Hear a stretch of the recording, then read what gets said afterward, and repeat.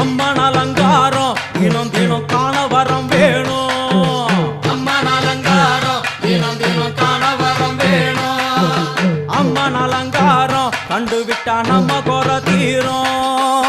அம்மன் அலங்காரம் கண்டு விட்டா நம்ம குறை தீரும். அம்மனுக்கு விரதம் ஆதி முதல் இன்று வரை வழக்கம். அம்மனுக்கு விரதம் ஆதி முதல் இன்று வரை வழக்கம்.